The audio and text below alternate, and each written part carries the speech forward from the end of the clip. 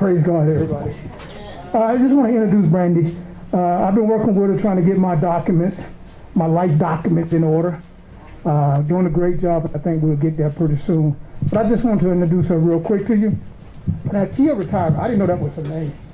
I thought it was acronym to something until I found out. But the first name is Brandy, Miss Kia. And she, if you were at the church with First Church, when she did the initial briefing, I don't know how many was over there. She did that briefing. I don't know how many actually came to you. I know Banks, and everybody here knows Banks. But Banks talks well of her. If you hear him, we had I think we was over Bishop House watching TV one day, and just so happened the Banks came in the room, and I knew that was going to be an hour and a half conversation. I just didn't know what it was going to be an hour and a half conversation of what. So he sold me, and I immediately went to see Brandy because I know I did not have anything, absolutely zero in order. 30 years of military retirement, working for a job now, got all these assets and all this, but zero. So Brandy took care of me, put everything in perspective in order for me, and I wanted to share it with the church. All good? Anybody need coffee? Anybody need to wake up? Okay. Now, if you need an interpreter, because some of these people are from the deep south, I could help you out. Have to raise your hand over there. No. We'll let you come on up, Brandy. Well, good evening, everyone. As he said, my name is Brandy Key. Can everybody hear me okay? Okay. So tonight, I want to share with you kind of what is estate planning, what each document is. We're going to go through all of that. But I want this to be very informal. So I want you to know that my main objective for tonight is to share information, but it's also to answer any questions you have. So as we go along, if I'm speaking on something and you go, you know what, I just don't quite get that, or I have a question on that, please raise your hand. I will stop where I'm at and let's address it, because chances are if you're thinking it, someone else in the room is thinking it as well. And I don't know about you, but by the time I get to the end of the presentation, we've covered 15 other topics. I'm going to forget that question. So go ahead and just raise your hand. I'll finish my sentence and we'll address it. Okay? Same for everybody listening online. Feel free to ask questions in the chat box. From what I'm told, they're being monitored, and we'll stop and kind of address those as we go along. Okay? So let me grab my thing. And do you want to put the slides up? Yes, sir. I forgot. These mics are set up here in the room here. So if you do have a question, Bishop wants them to go to the mic. Okay. That way, not only you can hear it here, but the people that are streaming, I guess Facebook Live and the Zoom personnel can also hear that same question. Okay, perfect. So we just need to pull the slides up. There we go. All right, so again, tonight's topic, we're going to talk about protecting. Just a second. Okay, you went 4 slides too fast on me. I'm quick, but I'm not that fast.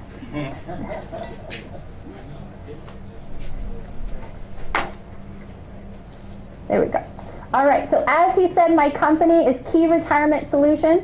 I am a local estate planning and financial advising firm here in Sierra Vista. I also have an office in Tucson.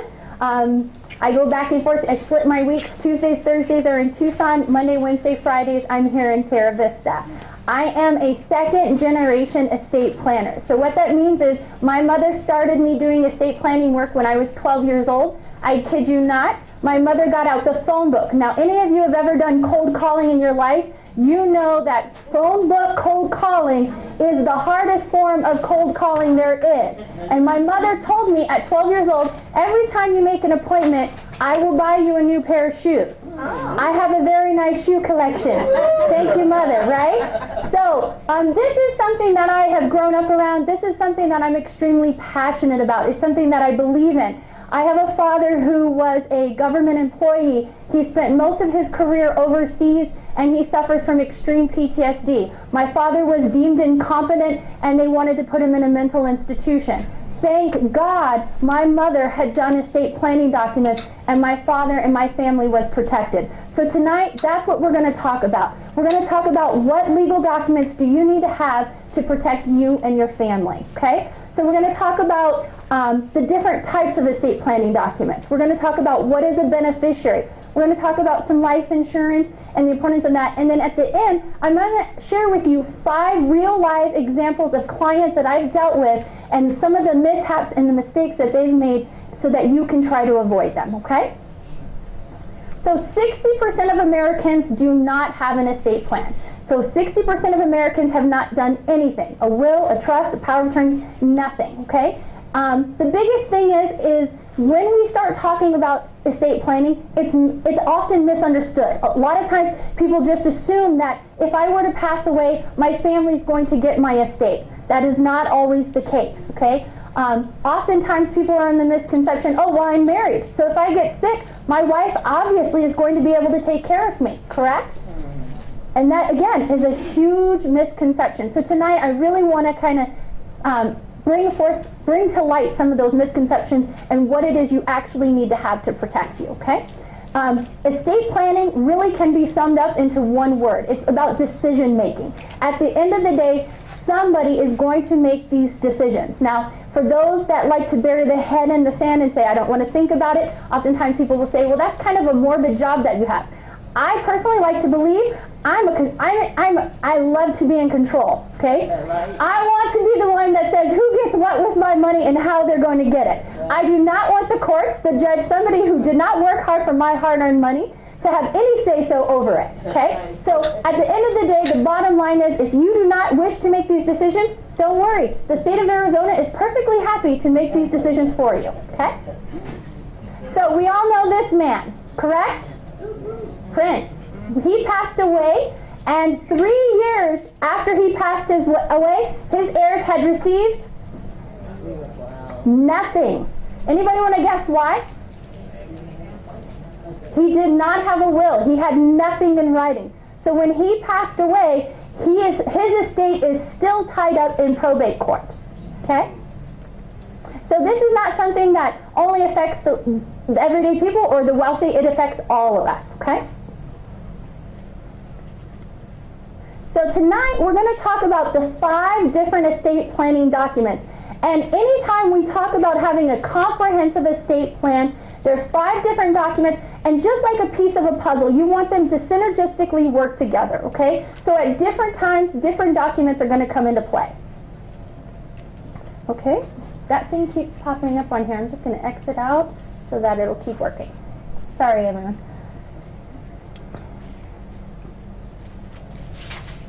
So the first document we're going to talk about is a will. Now the will is probably the most popular document or the most well-known estate planning document.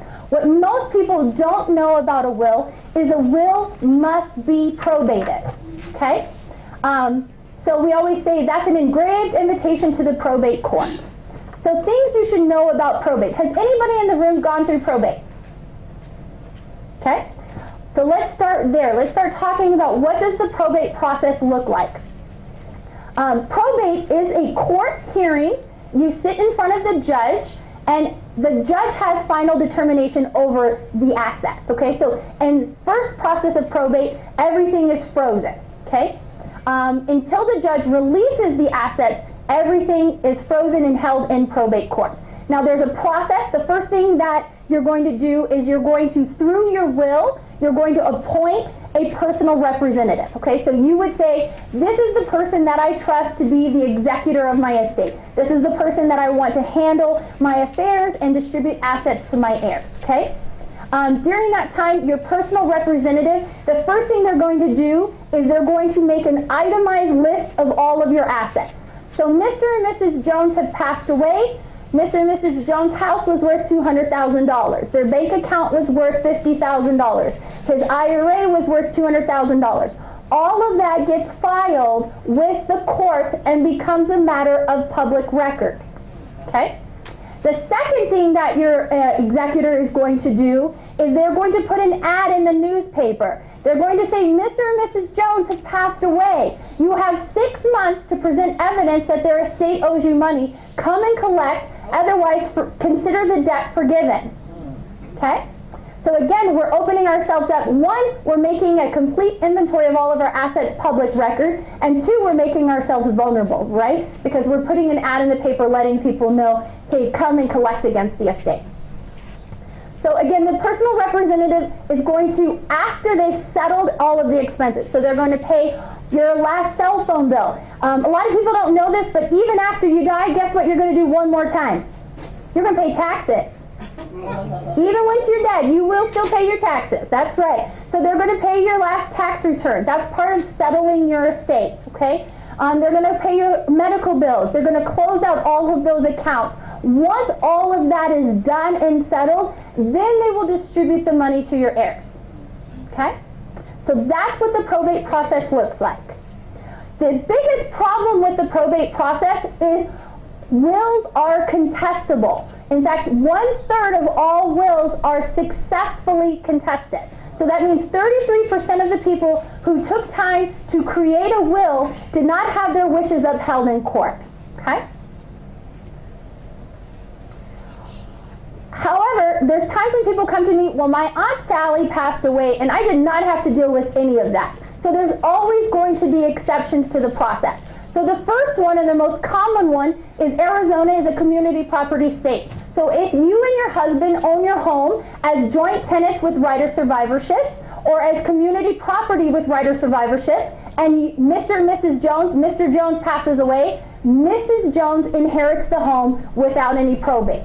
Okay? So absolutely, that's going to go to her automatically. However, probate is going to come into play when Mrs. Jones passes away and she wants to leave it to her 2 children, correct? Because how do the 2 children have any legal authority to sell the home? They don't. They have to go in front of the judge, present the will, and through the judge, they will get granted permission to transfer the title of the home, okay? That's the purpose of probate, okay? Life insurance proceeds. Again, that's another asset where I designate a beneficiary. Life insurance is not going to go through probate. The other thing that's nice about life insurance is that's tax-free money. And I don't know about you guys, but I sure like tax-free money. I pay my fair share, but not a penny more. Annuities. Again, annuities, you can designate a beneficiary, and that will transfer outside of probate. Retirement plan. So I have a 401k or I have my TSP, my thrift savings plan. All of those will transfer outside of probate as long as you have a beneficiary designated, okay? If you do not have a beneficiary designated, and we're going to really dive into this a little bit later in the presentation, but if you do not, you will go through probate. The other thing you can have a beneficiary designation on, and a lot of people don't know that, but here in Arizona, we have what's called a beneficiary title. It is a free form that you can download from ADOT, Arizona Department of Transportation. It's a beneficiary title. You can print it out, sign it, and have it notarized, and it says, if I were to die, this is whom I bequest or give my car to. So again, I can transfer my automobile without triggering probate, okay? Same thing can be done with my bank account. If you have a checking or a savings account, it's very important that when you sat down and created that bank account, you set up POD, payable on death. That lets the bank know. So for example, I have a Wells Fargo bank account, payable on death to my son Gavin. If I die today, Gavin will walk into Wells Fargo, present my death certificate. Wells Fargo will write him a check for the amount of my bank account and disperse it immediately. He does not have to go in front of a judge. He does not pay $5,000 to an attorney. All of that is bypassed, okay? So for my checking and savings account, it's POD, payable on death. For my investment, I have mutual funds with Vanguard. I set up TOD, transfer on death. So again, on my investments, they know if I were to pass away, this is who, upon my death, they can transfer the account balance to. Okay, so making sure you have all of those set up correctly. Okay, and the last option, if I want to avoid probate, is a revocable living trust, which we'll talk about that as well. So, a couple other things to note about probate. There is what we call a probate threshold. Okay, it's up there. It wasn't there for a second. Arizona, each state sets their own limit, okay? Arizona has set their limit to $75,000. That's for non-real estate. If you have real estate, they bump it up to $100,000. So again, back to that example. Well, my Aunt Sally passed away and I did not have to deal with probate. If Aunt Sally's gross estate, everything that she owned, was not over $75,000, Aunt Sally had a bank account with $5,000, Aunt Sally had a car worth $15,000, she does not have to go through probate. We have what's called a small estate affidavit. You can fill that out and transfer without going in front of the judge. Each state has a different limit though.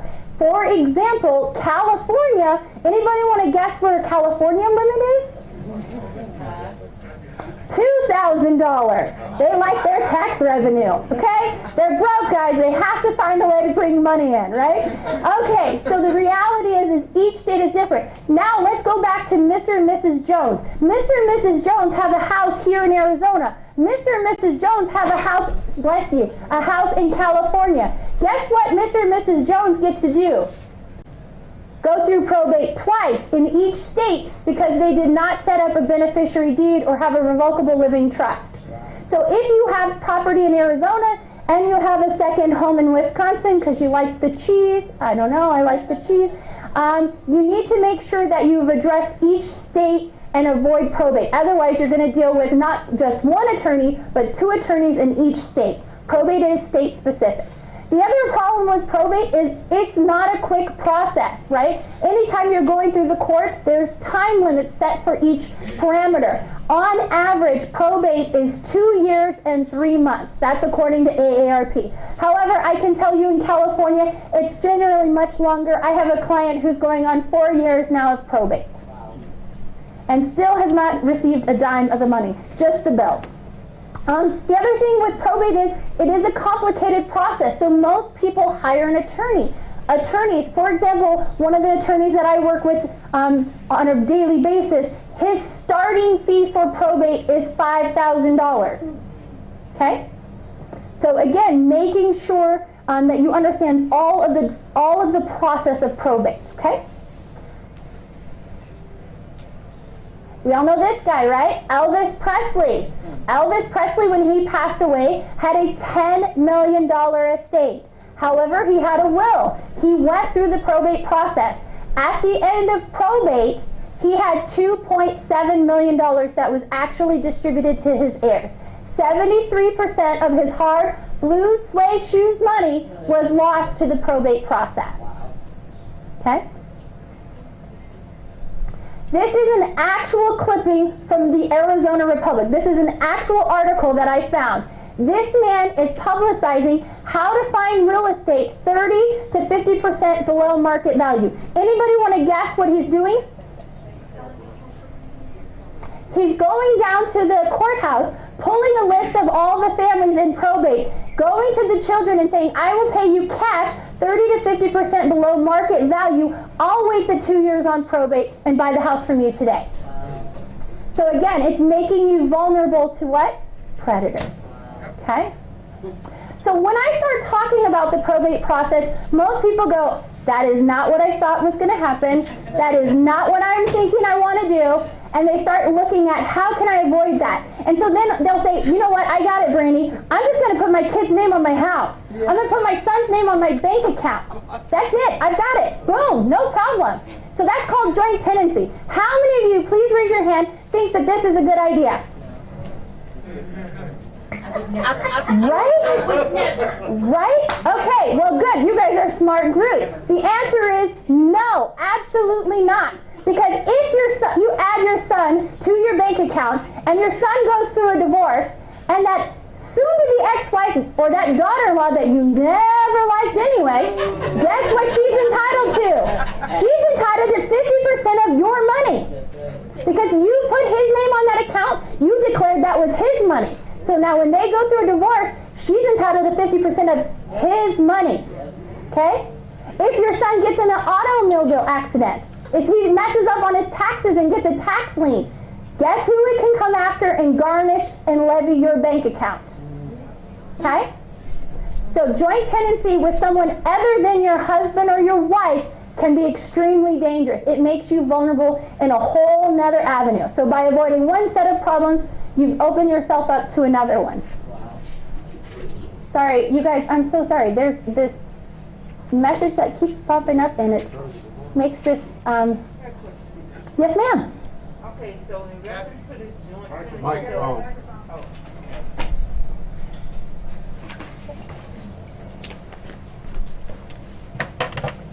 So in reference to what you just said about the joint tenancy, about if you wanted to put your kid's name on it, so then if that's dangerous, then what you do?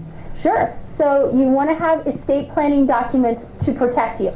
So one option would be if it's a bank account, I would set up payable on death. So that means if I were to die, my child could have that bank account, right? Because that's the reason I put them on there, is so that the money goes to them. Okay, so that's one way. If it's my home, I would do a beneficiary deed. So I'm not going to put my son's name directly on my house or directly on my bank account. I'm going to structure it so that when I die, they can inherit it without going in front of the judge.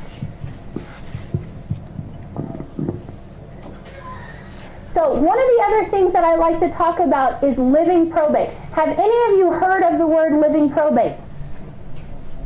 Okay, so living probate is when you are alive and incompetent. So for example, if you and your spouse were driving and you were in a car accident and you both were unconscious, who's going to make medical decisions on your behalf?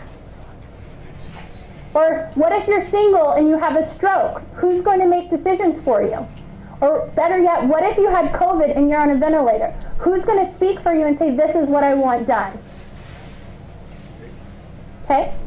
So living probate is when you're deemed incompetent. Okay? So Alzheimer's, dementia, sundowning, any of those things. You can have a stroke. Any of those things can leave you incompetent.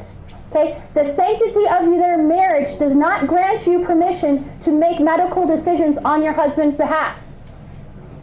Does not allow you, for example, if my husband has a TSP. If I were to call TSP today and say, can you tell me how much money my husband has in his TSP? What are they going to say to me? No. Is he there? Does he give us permission to speak to you? Right? But I'm his wife. I should be able to know this. No. I have to have consent. I have to have his permission. You have to have legal documents in writing giving you consent, giving you permission. That's the purpose of estate planning. If you do not have anything in place, so remember the first story I told you was about my father who has PTSD. Came back from the Balkans Wars. He came to work one day, snapped at the office, and they literally, the MPs took him from Fort Mammoth, where he was stationed, straight to a mental institution. Okay? They sent a note to my mother saying he was being deemed incompetent. Within 72 hours, she would have no legal rights to him. Again, thank God my mother had done these estate planning. Had she not, she would have had a court-appointed guardian step in and make all of the decisions for my father. And guess what, guys? When you get appointed guardian, that's not free. The state doesn't give you anything for free. You pay that court-appointed guardian to start telling you what to do. On average, it's $2,000 to $3,000 per month. Okay? Now, had my mother had no documents, she would have had to hire an attorney to represent my father, the incapacitated person, and an attorney to represent herself. So she would have been paying anywhere from $4,500 to $9,000 to the courts. She would have been paying $3,000 for an attorney for herself, $3,000 for an attorney for my father. She would have spent over $10,000 to regain control of her husband. Okay?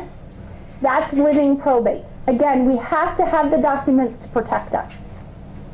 Not only does that make us vulnerable financially, it also makes us vulnerable to abuse, okay? So again, when we're looking at these individuals, elder abuse is something that I'm extremely passionate about. It is a problem in our society. For some reason, people think they can take advantage of the elderly, whether it's financially or whether it's physically. And it's something that I don't quite understand in our society. But again, when you're vulnerable to somebody else making your decisions, they have access to your money. It makes you susceptible to any of those circumstances. So again, having legal documents where you can appoint someone that you trust, someone that is in your family, someone that can protect you and take care of you, that's important, okay? So when we start talking about all of these things, we talked about probate, we talked about transferring things to our family, we talked about living probate. how do we avoid all of these things that give us fear and anxiety, right? And the number one way to avoid all of that is with a living trust. So what is a living trust? A living trust is a document just like your will, but it has a higher level of protection that I can transfer my assets to. It allows me to say, while I'm alive, this is who can take care of me. When I'm gone, this is who has the power and authority over my assets. So again, very much like a will, we appoint who could be our guardian. We appoint who could be the executor. It allows us to have some tax advantages. Again, that's why maybe Donald Trump and some of the other really wealthy business owners, I think they said Donald Trump had 22 trusts. Okay? We'll find out about the taxes later tonight after this presentation, right? So again, it's something that can give us some tax benefits. It also can do things very incredible for special needs children. So one of the most probably heartbreaking stories I've ever heard about here in Arizona was a woman who lived up in the Prescott Valley area. So she was a special needs. She had been on state medical most of her life. When her father passed away, she was blessed with $500,000. Now, to most of us, that's a life-changing event that puts us in a perfect position, correct? To her, that was the worst nightmare. And let me explain why. When you are on state medical, that is not a benefit. It is a loan. Okay? There are federal laws and there are state laws for them to recover. Anytime they pay those benefits, there's federal recovery laws. There are state recovery laws. So when her father left her that $500,000, the state of Arizona stepped in and took all $500,000 and said, thank you very much for repaying your loan.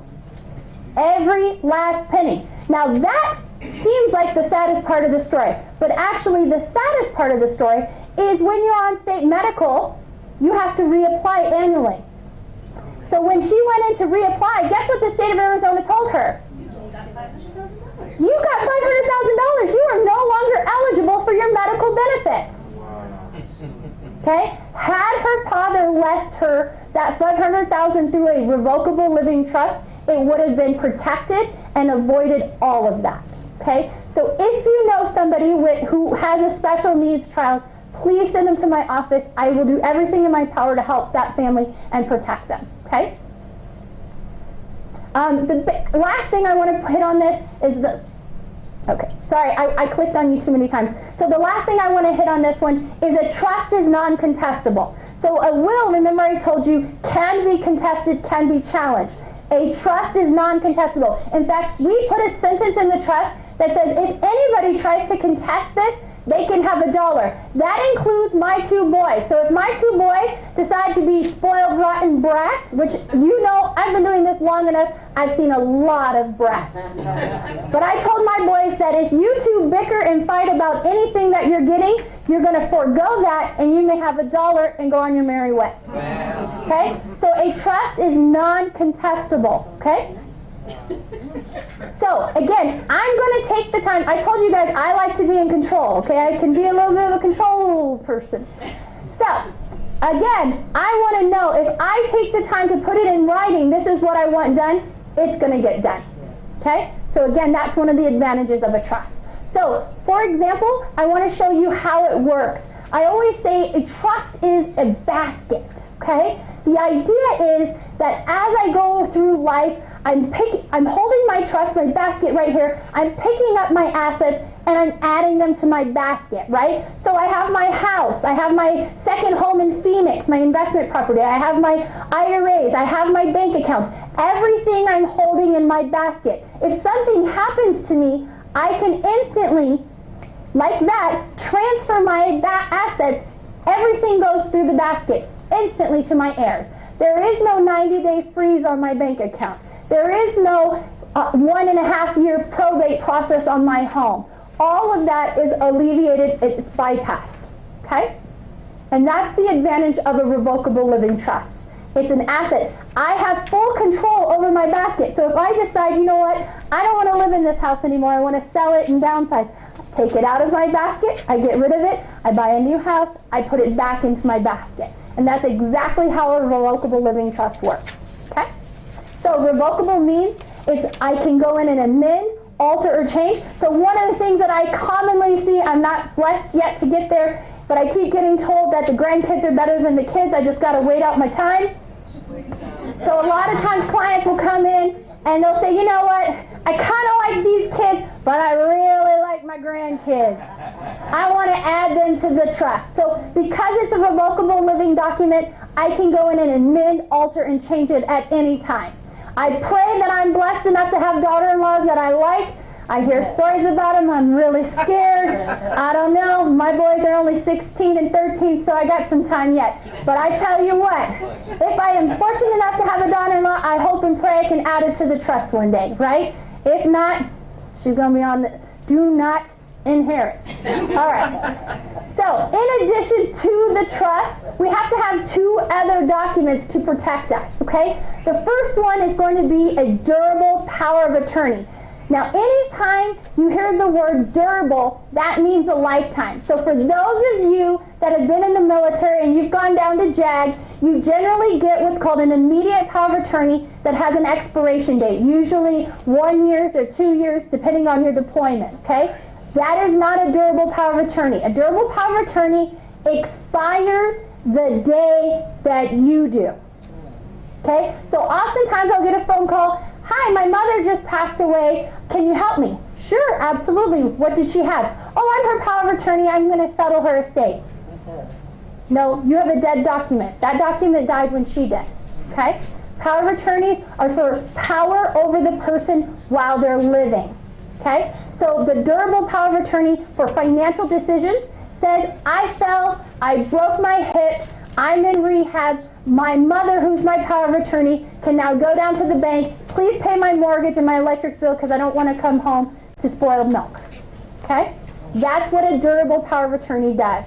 Then we have a durable medical power of attorney. The durable medical power of attorney is the same thing. It says, in the event that I fell, I broke my hip, I need somebody to come in because I'm under so much distress, I'm not thinking straight. This is who I trust to make my medical decisions for me. So again, my husband is my medical power of attorney. He can speak for me. He can make those, communicate my wishes for me. Okay? So again, those are the different types. The other thing we do generally is a springing power of attorney. So the most common or the most well-known power of attorney is an immediate. That means the minute the ink hits the paper, that is a live document. I'm not quite 40. I do not want to hand over a financial power of attorney to my mother and she walk into the bank and look at what I've been spending on shoes. So I want to preemptively plan without handing over control. So I use what's called a springing power of attorney. I like to say it's kind of like Tigger. When Pooh Bear says, come on, Tigger springs into action, right? So a springing power of attorney is a document that allows me to plan, and when the doctor says there's medical necessity, it will spring into action, okay? So again, there's different types of power of attorneys. Again, just like the trust, we can always go in and change our power of attorney. So if you name Sally and you decide you want your friend Sue, you can always change that, okay? The living will. This is what I call the most loving document. If you do nothing else, I strongly urge you to please create a living will. I've been doing this a very long time, and I can tell you the worst and the hardest thing on a family is having to make the decision whether or not to pull the plug. I have had people in my office that said, I pulled the plug on my mother 15 years ago, and that decision still haunts me to this day. Okay, see, I get goosebumps just. So, the biggest thing is, a living will says, if I'm in a permanent vegetative state, the only thing keeping me alive is that ventilator. I do not want to lay there like that. Take that burden off of your children, put your wishes in writing, and let them know that they don't have to make that decision. All they have to do is respect and honor your wishes, okay? So the living will says, don't worry about it, I've already have it in place. If I'm in a permanent vegetative state, you may pull the plug, okay? I like to put this joke up here because a lot of times people say, oh, the living will, my kids are just going to pull the plug on me instantly. Well, the reality is you have to have two consulting physicians both concur. And if one of them is not your primary care, then you have to have 3. So even though we joke and say we can pull the plug on you, it's not an easy process. You have to have 3 doctors examine you and say this is a permanent, irreversible condition. Okay? So it's not just a quick, hey, this one says, let's look at his financials. I think he's broke. We should pull the plug, right? It's not quite that. So in the event, oops, I went to that. So what if I already have an estate plan? So a lot of times people come to me and they say, I hear what you're saying and I think it's all great, Brandy, and I did it. I went down, I got my will, I got my power of attorneys, I'm done, right? Okay, so let's put it like this. I went down to Lolly, I bought a brand new pickup truck, I took it home, I parked it in my driveway, I let it sit there for 15 years, and then one day I say, you know what, let's take that pickup truck for a ride. So you can see my pickup truck. I'm hoping and praying we're going to get there. We're probably not going to get there. The reality is my vehicle requires maintenance. I have to check in on it. I have to do oil change. I have to buy tires, right? I have to take care of it regularly. Your estate plan is the same way.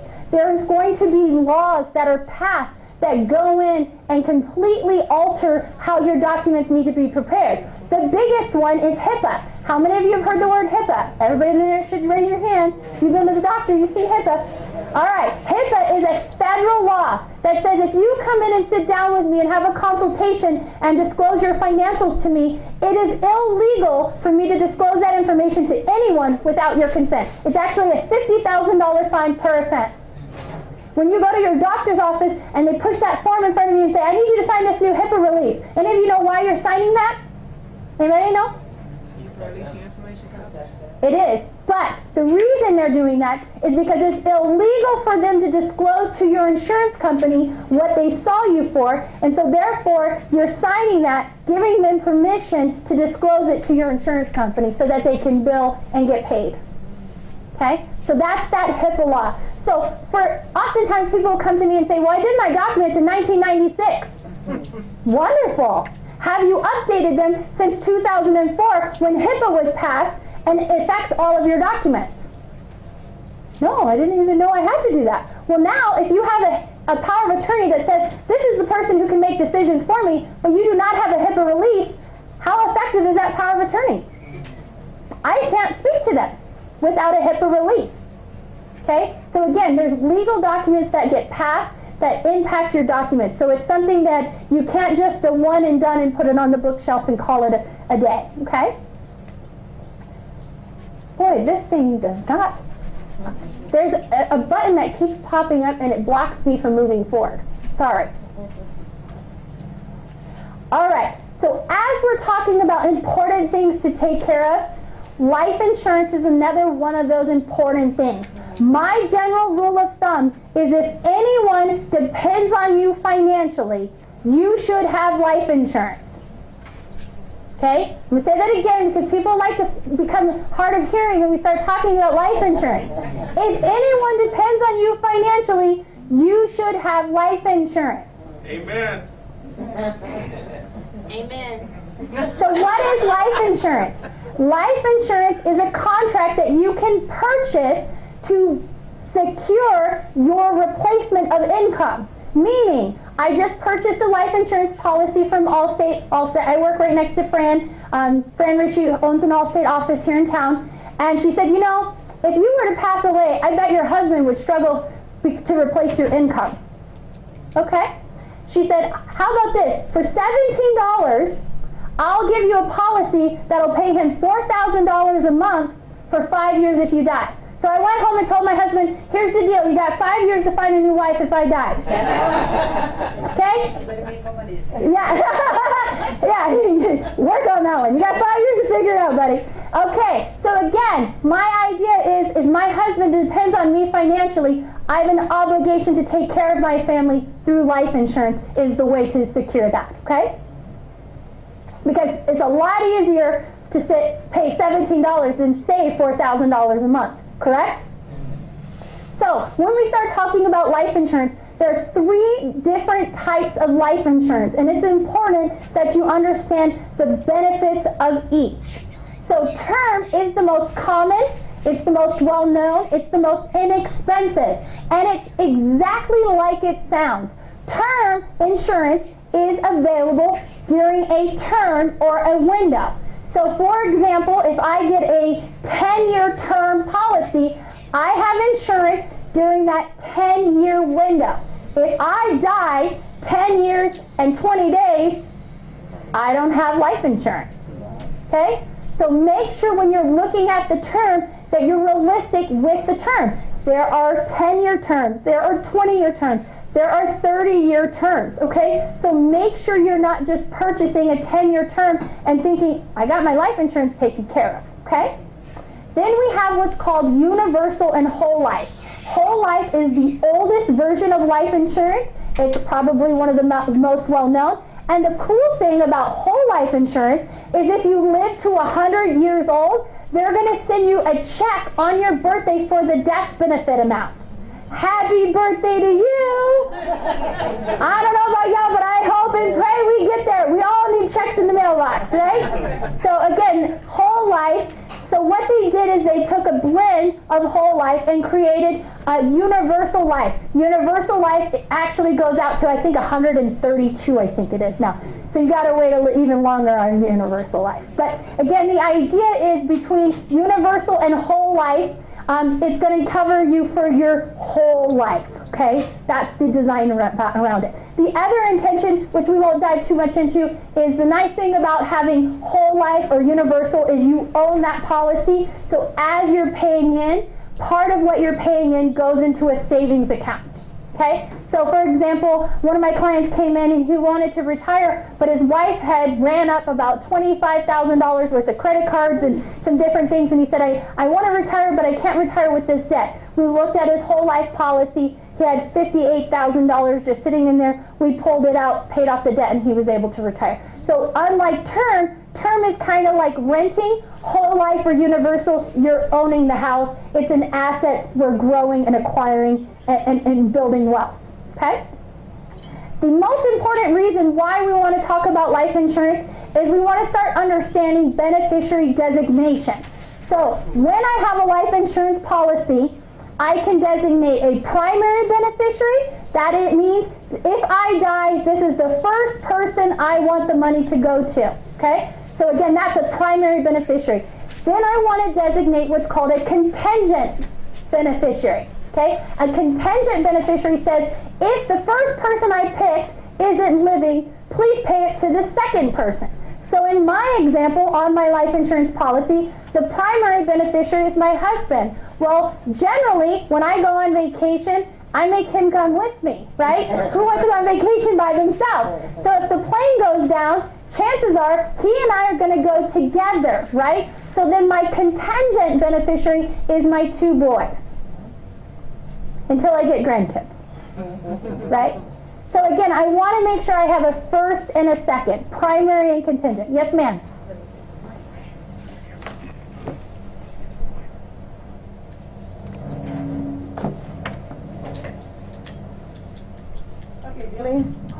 With the life insurance part, and you're talking about the whole life.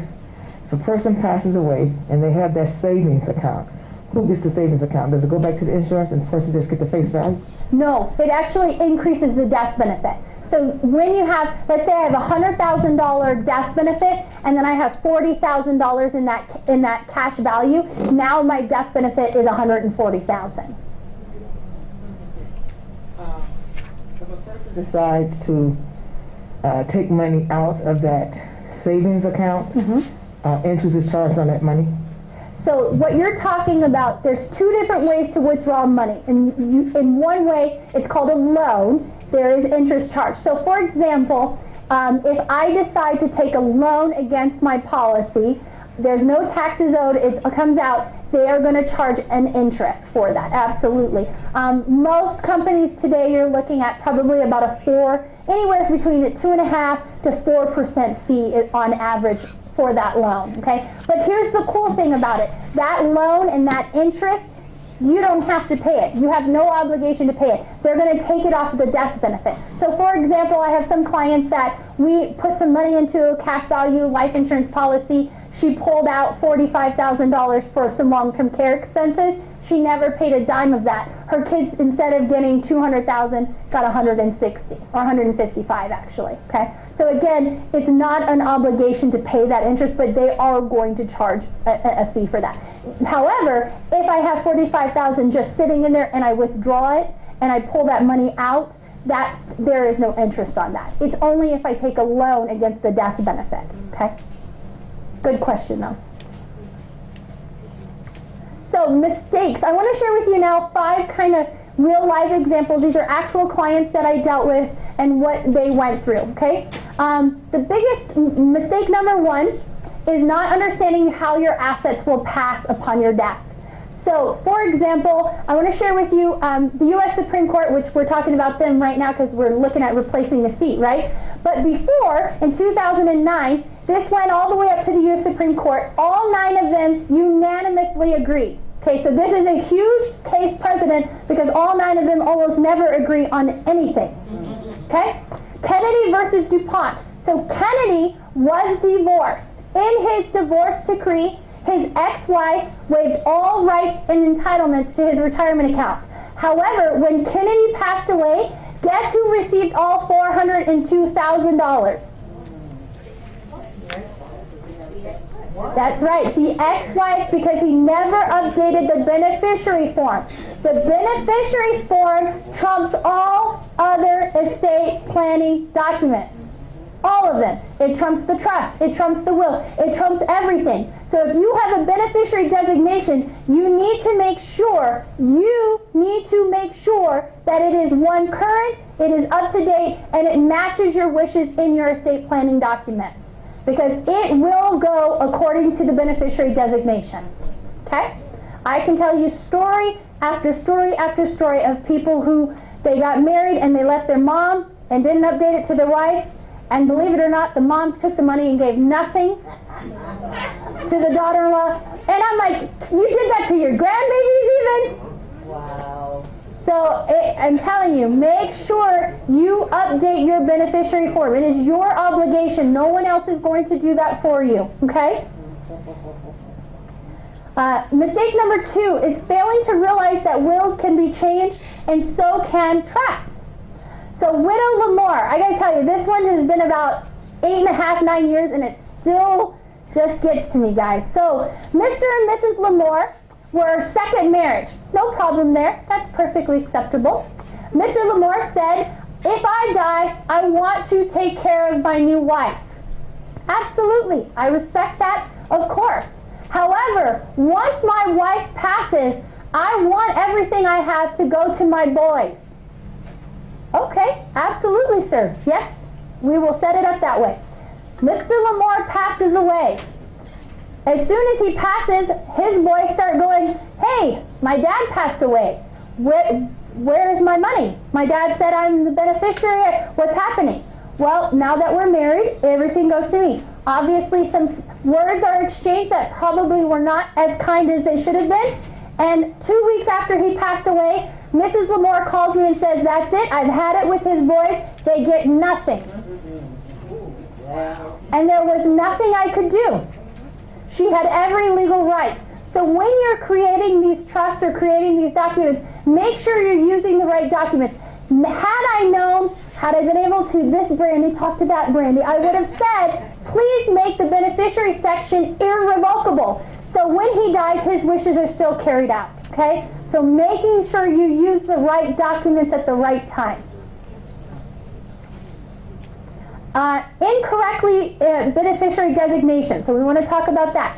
So Mrs. Ruby's money. This one was wild. I got to tell you, it was kind of heartbreaking.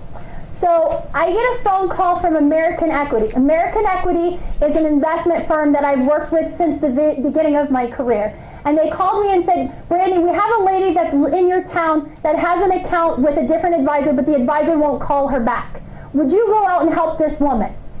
Me, look at her address. Oh, she's not even 2 minutes from my office. Sure, I'll go do a house visit. I'll check on her. No problem. I show up. I sit down with Miss Ruby. I go over her documents. Her husband of, I think it was 57 years, something like that, had just passed away. You know, she's an elderly woman. and they don't have much. They have a home, they have about $100,000 in this American Equity account, and some money in the bank. And I went through and I said, go through and do the distribution paperwork, and I go, Miss Ruby, do you realize that when you and your husband set this account up, you made the primary beneficiary your daughter?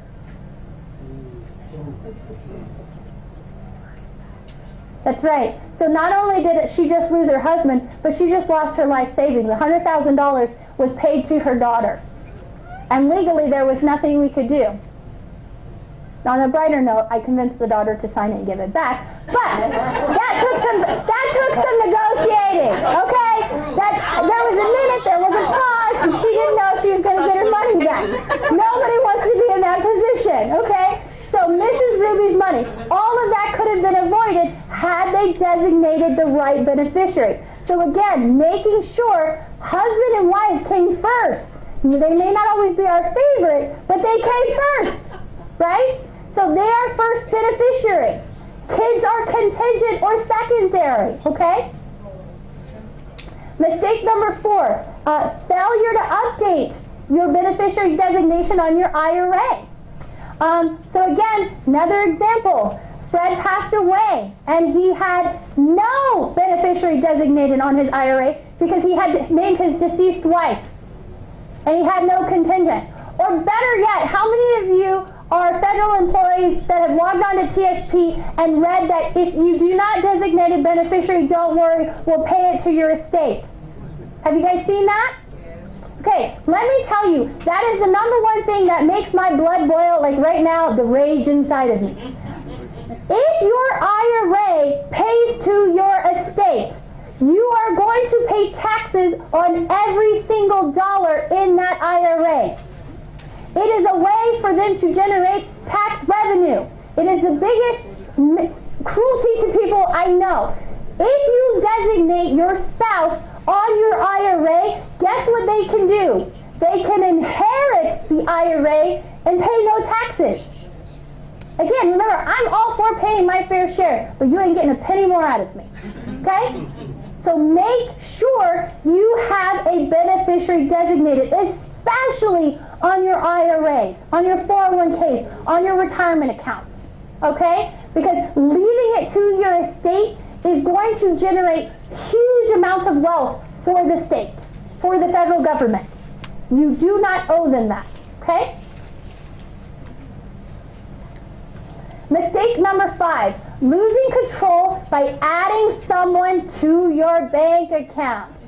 So, Grandma Sharon's bank account. So, Sharon was a client of mine for many, many years, and she was a doll. She has passed away since, but she loved to buy real estate and fix it up and then turn it into a rental property. She loved it. I kept telling her, I think you have a disease. Stop buying houses, right? So she bought this property really fast, and her niece out in California said, hey, Aunt Sharon, I'm not working right now. I need a job. How about I come out from California? East California has always problems. So how about I come out from California and I'll paint the house, I'll help you lay the tile, we'll get it fixed up so you can get it rented. And Sharon goes, that's a great idea. What I'll do is I'll just go down to Wells Fargo, I'll add your name to my Wells Fargo bank account so you can go in and get the money to travel from California to Arizona, just pull out whatever you need, and I'll see you in a couple of days. So within 48 hours of Sharon adding her niece to her bank account, the state of California stepped in and seized all of her assets and said, thank you very much. So Sharon thinks it's fraud. She calls the state of California and goes, I think there's a mistake. You just took $24,000 out of my bank account. Please put it back immediately. And they said, no. Mrs. So-and-so owes us $24,000. Sharon goes, but that's my money. I can show you proof that every dollar that has been deposited in that account is my money. And the state of California said, the minute you added her name, you declared she owned that money same as you. Therefore, it is her asset, and we have every legal right to seize it. She never got her money back. Okay? So again, the idea of adding people's names to your assets to avoid probate makes you vulnerable to a new set of problems. Yes, sir? Here's a question. Does it have the same effect if somebody Turn that mic on, turn on, we can't hear you. Okay. if somebody has a power of attorney on your bank account? No, that's different. So with a power of attorney, what I'm doing is I'm going to present my ID, I'm going to present my power of attorney. The bank is going to review it and say, yes, this is a valid document. Now we can have access. I'm not designating them as an owner, and that's the difference. Okay. Thank you. Yeah, no, great question. All right, and actually that's the end. So any other questions on any of the estate planning? So remember, we have 5 estate planning documents. We have the will, we have the revocable living trust, we have the living will, we have the financial power of attorney, and then we have the medical power of attorney. Okay, so those are the 5 different documents. In the back, for those of you that are present, I did bring an example of of a comprehensive estate plan. So that red book in the back, you're still free to flip through it, if you want to look at an example of what each one of those documents look like. The other thing I'll tell you is the state of Arizona does provide free documents, especially for the living will or the power of attorney. So if you know somebody that is looking for free documents, you can always go to the Attorney General's website, download those documents for free. Okay? Hey, right, it's not a question. I'm sorry? They have documents from Living will and power of attorney, just those documents. Yep. They do. All documents should be notarized. The only document that you can create that does not require to be notarized is if you do what's called a holographic or a handwritten will. So if you write out your will, that doesn't require, but again, wills can be contested, so I strongly, strongly advocate that you have them notarized. And the way that we do our documents is we have 2 outsiders witness your documents, and I am the third. I'm always the notary. So I can tell you that one of my clients, his last name was Fry. When he passed away, his grandkids were rotten. They were really some of the worst that I've ever dealt with. And so he said to me, probably about 3 months before he passed away, he came in and said, you know what? I changed my mind. I'm not leaving this to the grandkids anymore. I'm going to leave it to the caregiver who's been taking care of me the last 15 years. She gets all $1.8 million.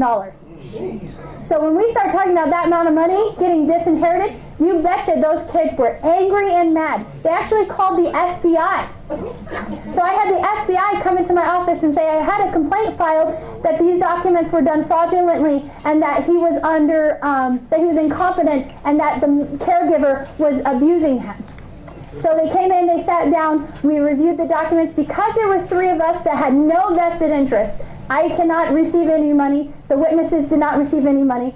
Can attest to that those were his true and lawful wishes. He was of sound mind. I don't have pockets, so there's no gun. I'm not forcing you to sign them. He signed of his own free will. The federal agent reviewed the documents. An hour after reviewing it, he said, this is a dead case. So again, the way we set that up is for your protection. Okay? Another case I had was I had a special needs child who his father was a deacon here her father was a deacon here in town. He didn't have much money, but what he did have, he wanted to leave to his special needs daughter. She had been on, again, state medical for most of her life, and so we left it through the trust, and so it was subpoenaed all the way up to the Supreme Court here in Arizona. The judge reviewed the documents and said, there's no way for the state to take that money from her because of the way we structured it within the trust. Okay, so again, it's important to know that you have your documents properly set up, and the power of the documents are important too. Okay. Hey, Brandon, if I want to make an appointment with you, how do I go about doing that? Sure. In the back of the room, I have cards on here for those that are looking. I put my email, the phone number. This is just a clipping. Oh, I think we took it down. But I put a clipping on there that shows that I'm so horrible to say this, but so on Friday we had the Best of Sierra Vista, and I was nominated as top 3, but I actually was driving my kids to Prescott, so I didn't watch, so I don't know what I got. So I gotta call them and find out what I got. So I can't say what position I got, just know that I was nominated as top 3, and so that's a clipping that I shared with you guys just to say thank you for the support, Sierra Vista. So you can call the office, you can email me. Yes, sir. How much does it normally cost to, I guess, have a living trust done up? Okay, so that is kind of a hard question to answer. And the reason being is it really is determined by your size of your estate, meaning, do we have 15 accounts that I have to put in? Do we have 2 accounts? It really is kind of an adjustable thing. What I'll tell you is generally, the other thing is it depends on what type of estate plan we put together. Not everybody just comes in and sits down with me and I say, you need a trust. It's not a blanket statement. There are people that come in and they have a house and they have a car and they have $5,000 in the bank. They do not need a trust. I can transfer everything to their heirs for probably about $200. Okay? So there are lots of ways that we can do this. It's something where we have to sit down and look at what assets you have and what your goals are, and let's build a plan to match that. Okay? Somebody comes in and says, Brandy, I have a house here, I have a house in this state, I have a house over here. Then it's going to take a lot more work and the fee's going to be different. What I'll tell you is my top end fee, the most I ever charge, is $21.95. Okay? That's the highest the fee will ever be. Okay? What I can tell you is most attorneys here in town, to do the exact same thing, you're looking at about $5,400 or $5,200. Okay? I just had a man come in my office. He sat down with me. I told him, you need to do this, this, and this. He already had a trust, but it had been neglected for over 10 years. You need to do this, this, and this. He went and sat down with another man here in town, got a bill for $5,400. He came back and said, I'll write you the check today. Right? So what I can tell you is, the other thing is this is my passion. This is something I truly believe in. I can tell you my personal family has been protected by having estate planning. It's not about the fee. It's about the document. So if you come to me, I promise you I will do everything in my power to make it affordable. I have clients that pay me in tacos. I assure you I do work for food. Okay? I have one more question. Yes, sir.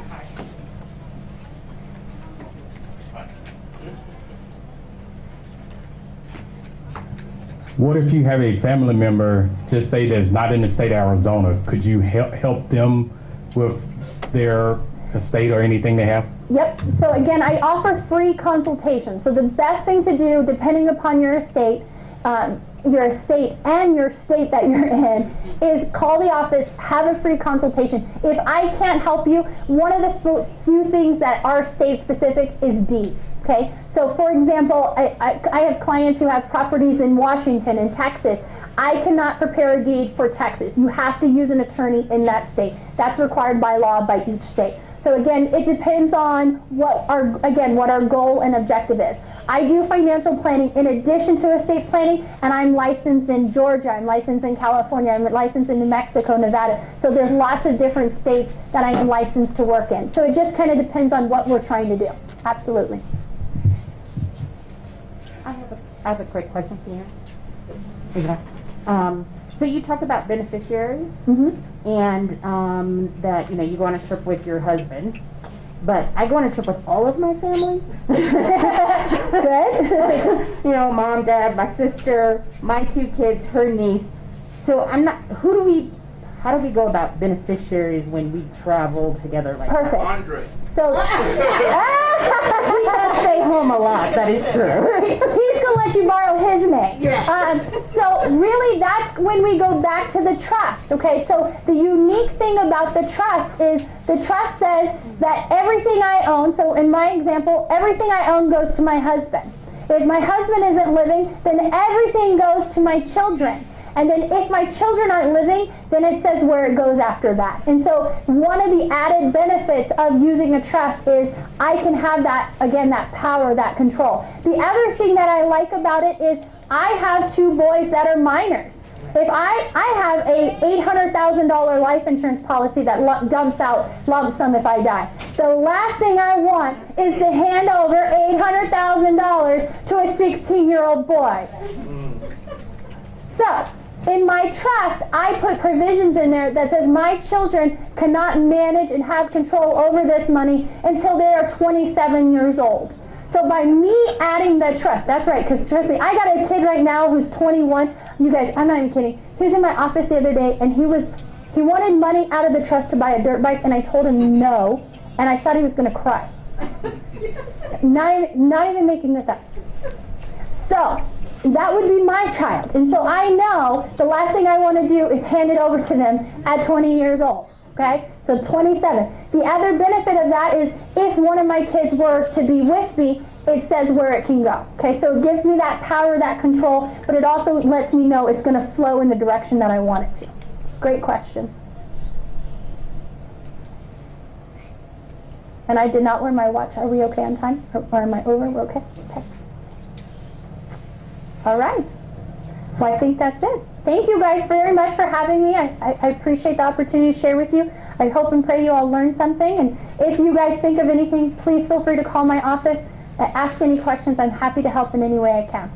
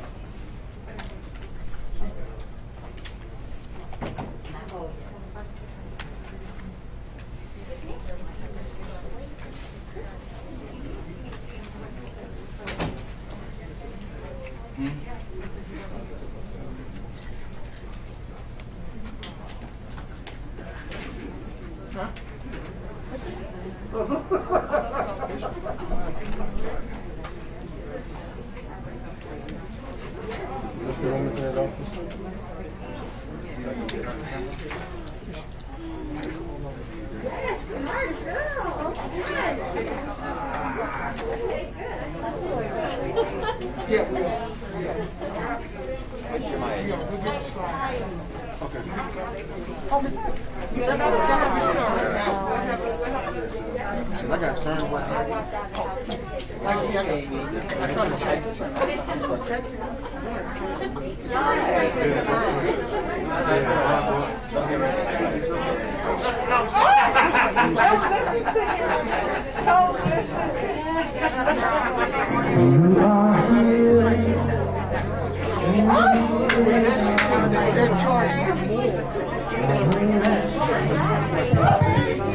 Hey, can we hold everything up just for a second? Can we hold everything up just for a second? Just for a moment here. Hold on just for a moment. Audrey, would you go ahead with your presentation and then we'll turn it back over to those.